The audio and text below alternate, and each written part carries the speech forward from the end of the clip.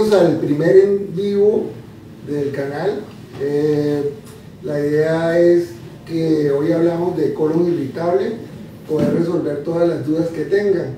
Para los que no me conocen, yo soy coloproctólogo, vivo en Barranquilla y hoy invitamos a mi amigo y compañero, colega, el doctor Ferney García.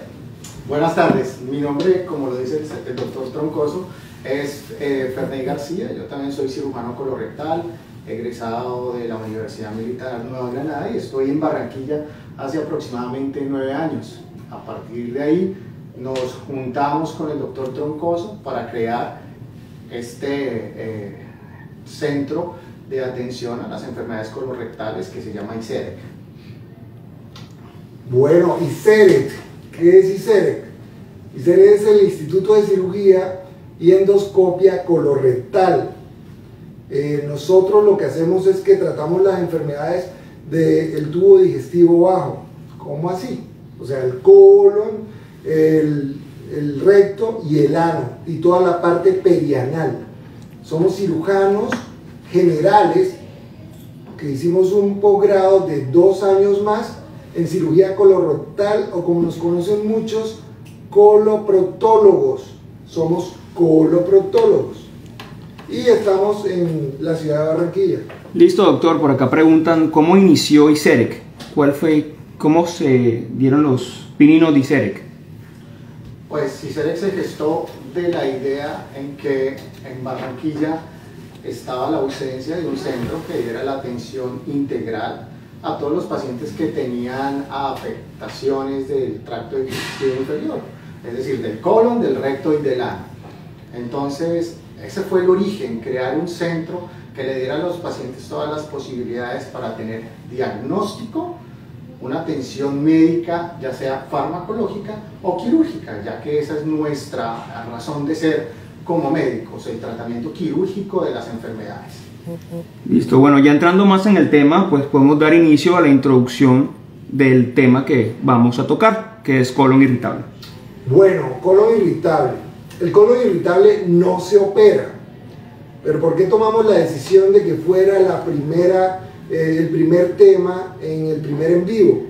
Porque el colon irritable es una serie de síntomas que se producen en el tubo digestivo, en particular en el colon, cuya manifestación principal es dolor abdominal y que puede tener además acompañamiento de diarrea o de constipación, o sea, estreñimiento, que el paciente se tape.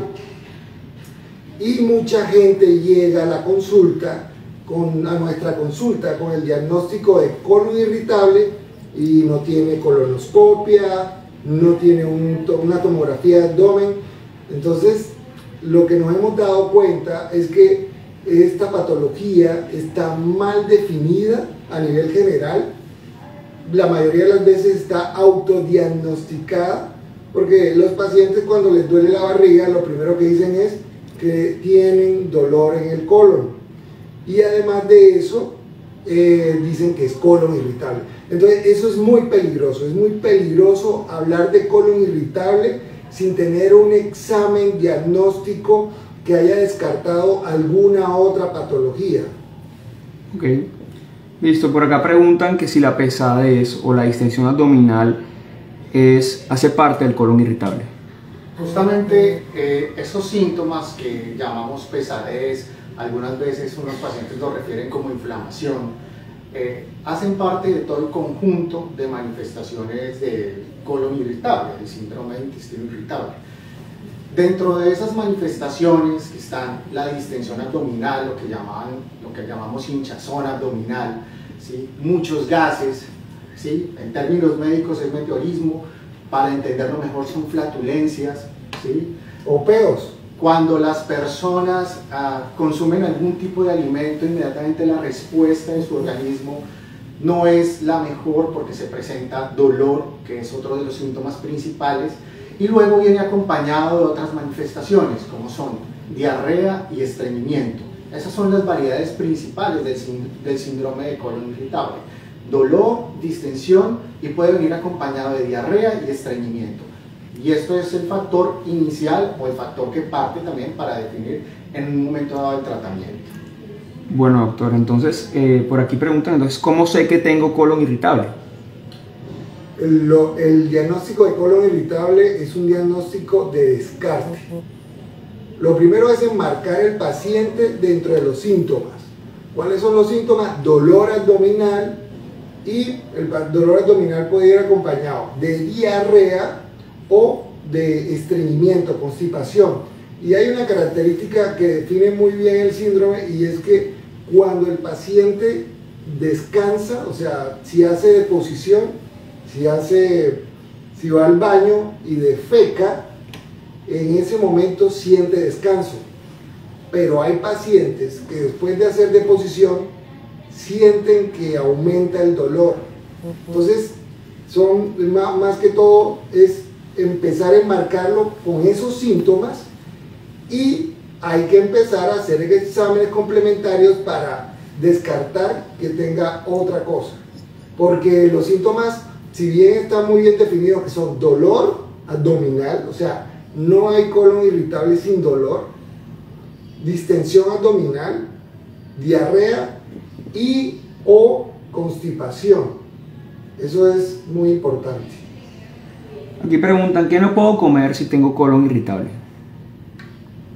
Bueno, el término de definir una dieta pautada para los pacientes es muy complejo.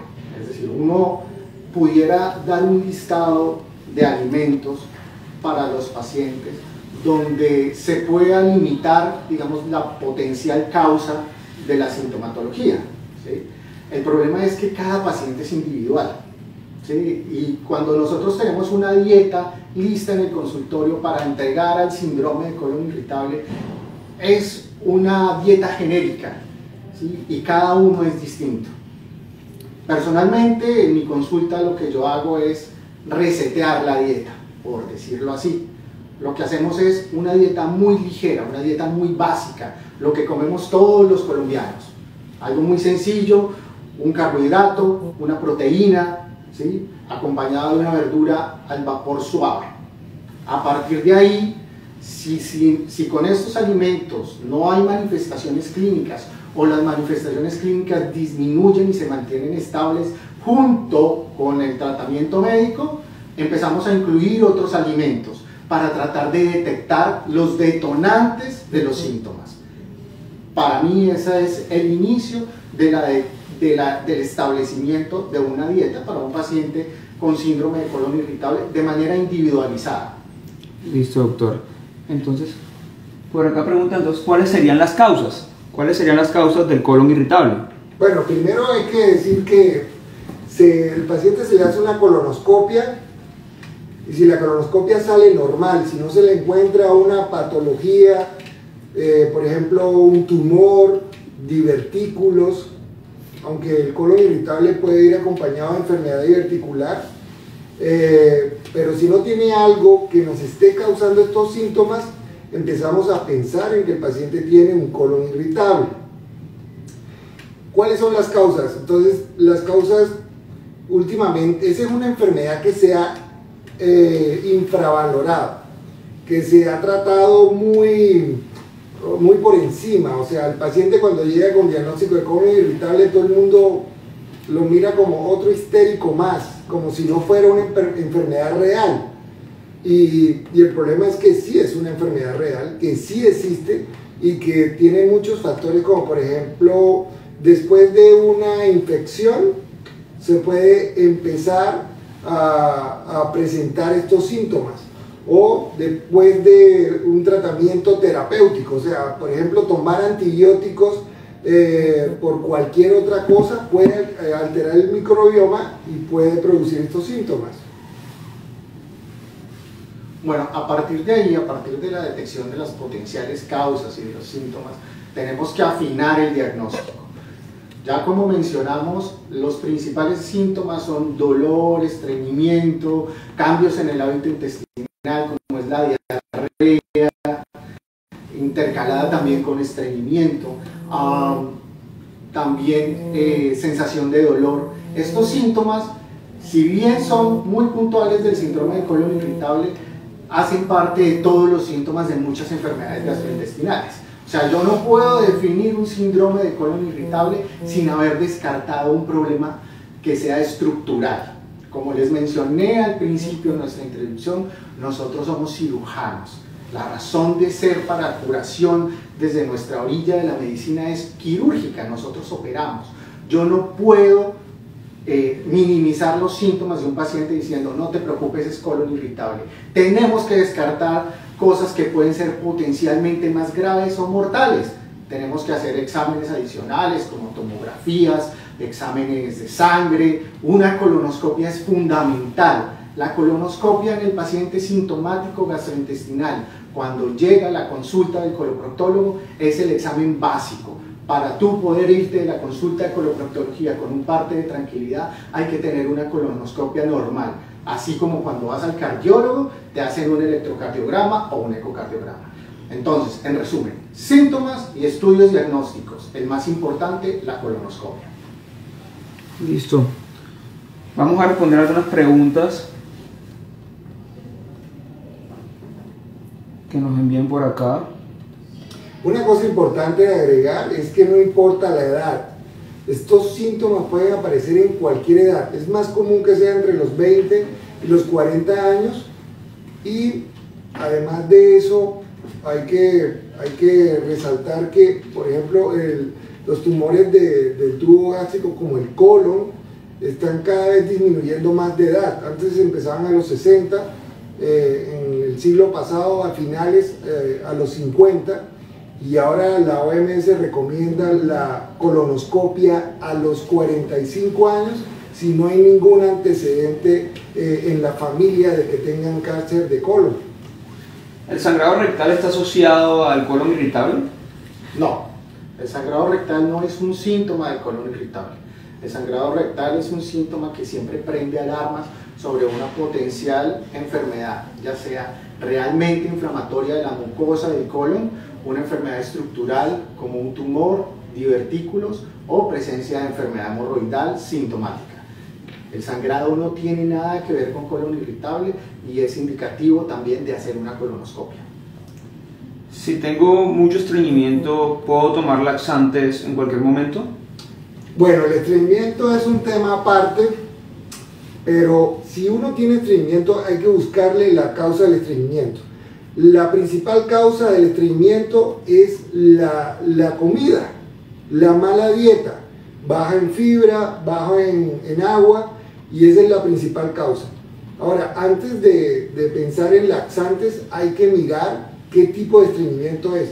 Si es que falta la fibra, si falta el agua, si la deposición es dura, si el popó es duro, o si el popó es diarreico, porque puede haber deposiciones diarreicas habiendo estreñimiento. Y todo esto nos lleva a lo que de pronto el paciente necesita. Hay que acordarse que hay 4 tipos de laxantes y que de acuerdo a la constipación y la causa del paciente se realiza el tratamiento. Otra pregunta, ¿el colon irritable se maneja con antibióticos? Esta es una buena pregunta. Dentro de las causas del colon irritable está la alteración de la microbiota del colon. Es decir, la flora del colon está alterada. Y muchas veces hay una sobrepoblación bacteriana o una mayor población de bacterias que no favorecen el funcionamiento adecuado del intestino.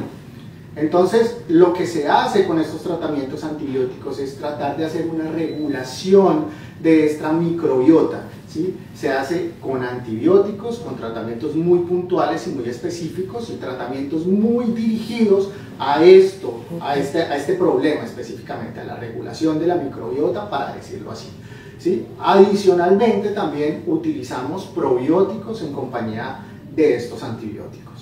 Entonces, el tratamiento antibiótico puede ser una opción en un determinado número de pacientes de acuerdo a sus síntomas y de acuerdo a los hallazgos en las pruebas diagnósticas que hemos realizado para definir el diagnóstico.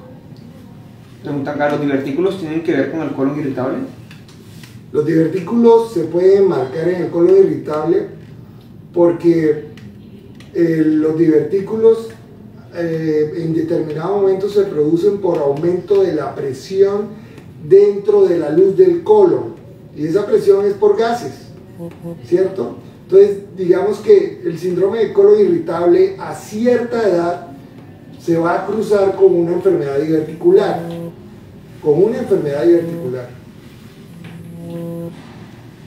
Bueno, muy bien. Entonces, en cuanto al tratamiento, vamos a hablar justamente de esto. El tratamiento del colon irritable va orientado inicialmente a los síntomas. ¿Qué es lo que más nos interesa? Mejorar la calidad de vida de los pacientes que vienen padeciendo el síndrome de colon irritable. Hay unos medicamentos puntuales para eso, medicamentos que van a mejorar la distensión porque disminuyen la cantidad de gases. Hay unos medicamentos puntualmente para el dolor que se utilizan para mejorar exactamente estos síntomas que son los que más molestan a los pacientes. Por otro lado, dependiendo si se trata de un síndrome de colon irritable con diarrea o si se trata de un síndrome de colon irritable con estreñimiento, pues habrá una batería de medicamentos para regular el tránsito gastrointestinal y tal vez disminuir la frecuencia defecatoria y disminuir la cantidad de veces que se va al baño. Si el paciente tiene diarrea, si el paciente tiene estreñimiento, trataremos de emplear algunos de los laxantes, ya como mencionó el doctor Troncoso. Luego están los antibióticos en los pacientes en los cuales están indicados los probióticos. Y luego vienen las cosas que no son necesariamente farmacológicas, sino los cambios en el estilo de vida. Los cambios en el estilo de vida inician a partir de la dieta. A partir de la dieta, como les expliqué en un principio, como reseteando nuestra nutrición, tratando de hacer la dieta más balanceada y tratando de buscar esos alimentos que pueden ser detonantes para los síntomas o los mayores causantes de los síntomas. Y finalmente, el ejercicio. Muchas de las causas, o está ya demostrado que una de las causas principales del síndrome de intestino irritable son la depresión, la ansiedad y el estrés. Entonces, esto puede ayudar, el ejercicio puede ayudar mucho en combatir o en disminuir o atenuar los problemas generados por estos efectos que mencioné. Entonces, el ejercicio es fundamental. Yo siempre a los pacientes les recomiendo ejercicio donde desarrollen algún rol, donde cumplan alguna misión, aeróbicos, que tengan un entrenador, porque cuando tú sales a caminar al parque, sales a caminar con tus problemas y no dejas de pensar. Entonces siempre haz un ejercicio donde tengas una dinámica de interacción. Eso te hace olvidar de tus problemas, libera estrés y te va a ayudar muchísimo, muchísimo con la sintomatología. Ya que estamos hablando de estrés, ¿tiene que ver algo el estrés con el colon irritable? Total. Resulta que antiguamente o siempre se ha pensado que el problema del colon irritable viene de la parte central, o sea, el cerebro hacia el colon. Y en los últimos años se han dado cuenta que el colon tiene su propio cerebro. El colon tiene su propio cerebro y corresponde casi al tamaño del cerebro de un gato, para que se hagan una idea de lo importante que es la parte nerviosa en el colon. Estas características del colon nos están diciendo que definitivamente el colon tiene su propio humor, tiene su propia su sensibilidad, y que no necesariamente hay un problema en la parte central, o sea, de depresión, para que tengamos colon irritable. Lo que están viendo últimamente es que definitivamente es muy importante ese cerebro que existe en el meso del colon. Bueno, ya llegando a una parte importante, como la idea es fomentar la realización de la colonoscopia, nos preguntan cada cuánto y cuándo debo hacerme una colonoscopia. Bueno, la colonoscopia es un estudio que su origen y su razón de ser es detectar lesiones precoces que sean potencialmente, que conduzcan a un cáncer, a un tumor. Estas lesiones precoces se llaman pólipos. Digamos, ese es el principal objetivo de una colonoscopia. Luego están objetivos terapéuticos. Pero para el efecto de la pregunta, la colonoscopia se hace con fines diagnósticos de descartar que todos los síntomas que les acabé de mencionar, que pueden ser genéricos de cualquier enfermedad gastrointestinal, nos descarte la presencia de una alteración estructural, es decir, una alteración en la anatomía del colon que conduzca eventualmente a una necesidad de una cirugía. Si esta colonoscopia es absolutamente normal, nos da pie para pensar que se trata de un problema funcional, es decir, síndrome de colon irritable.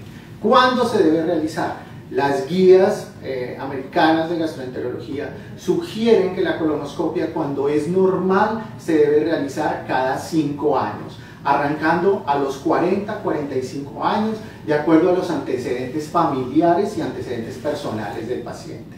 Esto cuando el paciente no tiene ningún síntoma. Si el paciente no tiene ningún síntoma, debe hacerse su colonoscopia a los 40 o 45 años, así como las damas se tienen que hacer su mamografía, o se tienen que hacer una citología. La colonoscopia es el examen diagnóstico que se debe hacer cuando usted no siente absolutamente nada.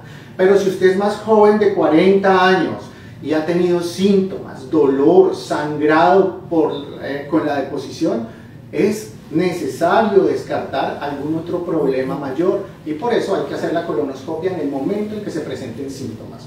Hay que consultar a su médico general, a su internista o al coloproctólogo directamente, buscando una solución o buscando una orientación diagnóstica. Como les decía y les ponía la analogía: cardiólogo, electrocardiograma, problemas del tracto digestivo, endoscopia de vías digestivas y colonoscopia.